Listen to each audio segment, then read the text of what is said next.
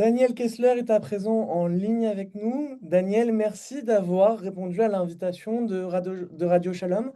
Vous étiez hier à Tel Aviv, devant l'université et sur la place des otages pour militer pour la fin de la guerre, pour le retour des otages et contre le Hamas. On a parlé d'une manifestation historique. Les gens avec qui on a parlé nous ont dit que c'était plus massif qu'à l'époque des manifestations contre la réforme judiciaire de Kaplan.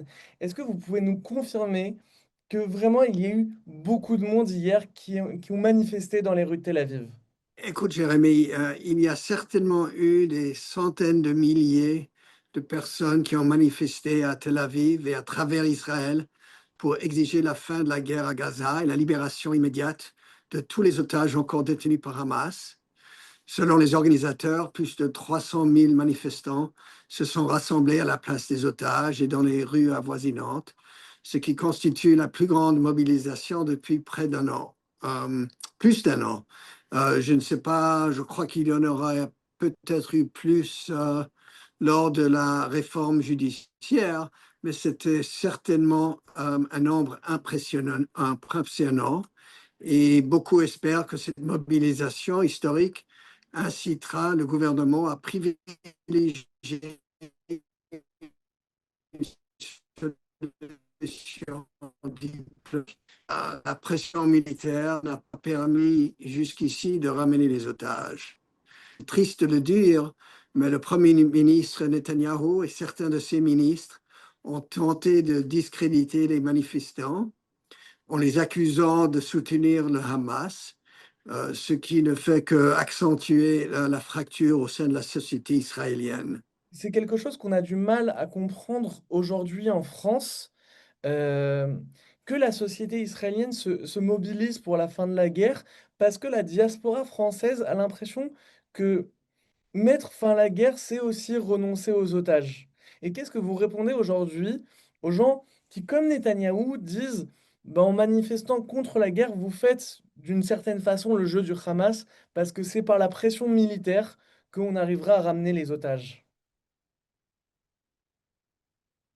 Écoute, on a essayé de faire ceci pendant presque 2 ans et je crois que c'est faux.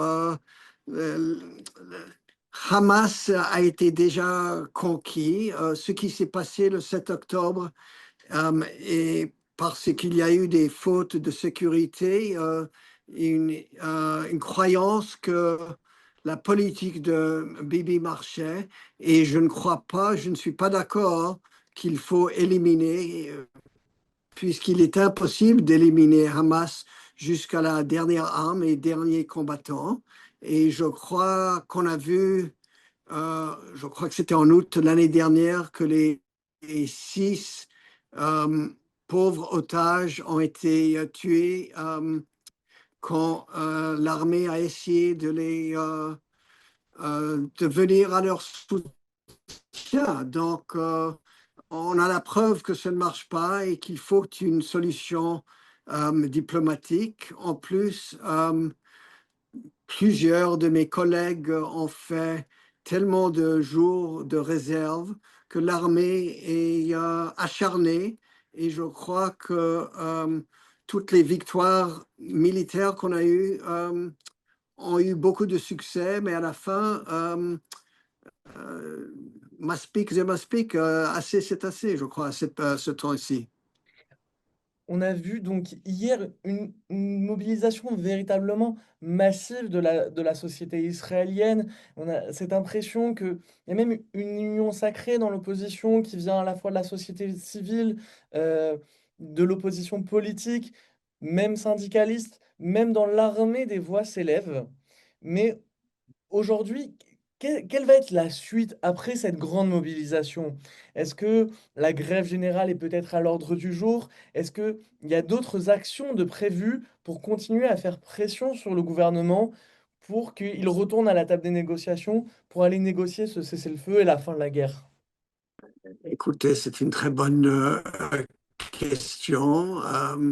Le gouvernement prétend être sourd aux manifestants, ce qui a été le cas pendant plusieurs mois lors de la réforme judiciaire. ça a été mené trop loin et en effet, les syndicats ont révolté et donc c'est pas clair ce qui va se dérouler. Tout le monde craint que si l'armée décide vraiment d'aller conquérir les endroits de Gaza City et d'autres endroits où sont l'armée, que Hamas a même publiquement déclaré que c'est la fin des otages restants. Donc, je ne crois pas qu'une solution militaire puisse d'un cas faire qu'ils reviennent. Et je crois que Bibi et son gouvernement reconnaissent que c'est tragique ce qui va se passer pour ces 20 encore vivants et ces 30 qui sont déjà enterrés à Gaza, mais qu'il y a des valeurs, au moins pour le gouvernement, qui sont différentes. Mais c'est tragique que ça crée une vraie split dans la société israélienne. On parle énormément, et c'est tant mieux, des otages, des Khatoufim, mais on parle un petit peu moins, en tout cas en France, des Khayalim, des soldats qui vont aller au front. Euh, On sait que s'il y a une annexion de Gaza City, il y a sûrement aussi des soldats qui vont mourir, qui sont des jeunes hommes, qui sont de très jeunes hommes. Je ne sais pas si aujourd'hui vous avez des enfants qui font l'armée, mais est-ce que dans cette mobilisation, dans cette inquiétude, le sort des Khayalim est quelque chose qui compte et qui inquiète beaucoup? Il y a certainement une inquiétude.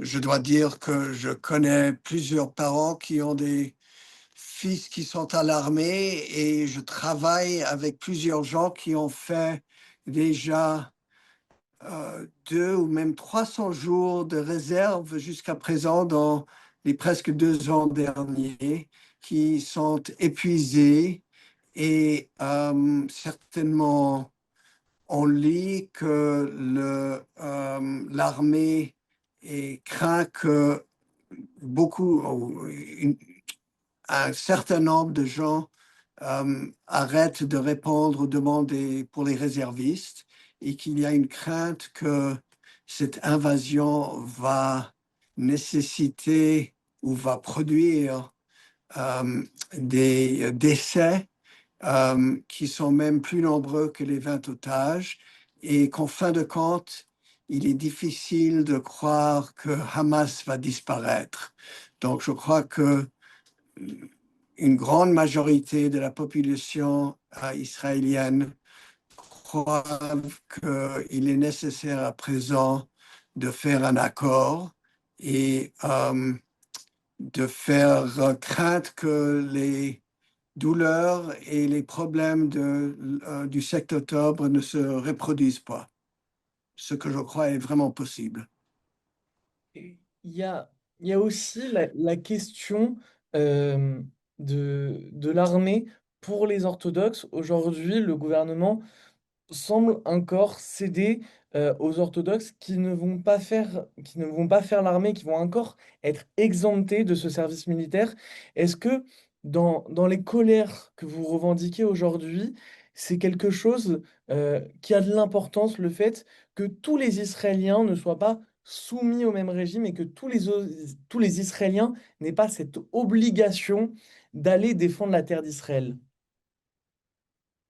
Il y a certainement une grande angoisse que tout le monde ne participe pas. Et je dois dire que c'est une difficulté que reconnaissent non seulement ceux qu'on appelle gauchistes, mais aussi tous les religieux sionistes qui participent à l'armée et qui ont malheureusement survécu un grand nombre de morts parmi leurs siens.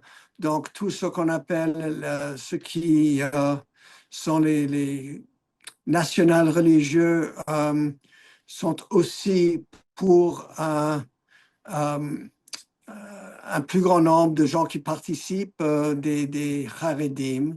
Et on a vu récemment qu'un membre senior de Likud, Yuri Edelstein, a dû démissionner de son poste à cause de son désaccord avec ses membres de Likoud, où il disait qu'il est absolument nécessaire que tout le monde participe aujourd'hui à cet appel à tous les citoyens de participer à l'armée.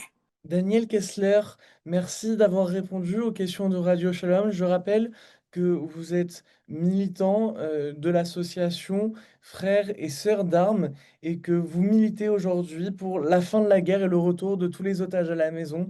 Merci de m'avoir accordé cet entretien.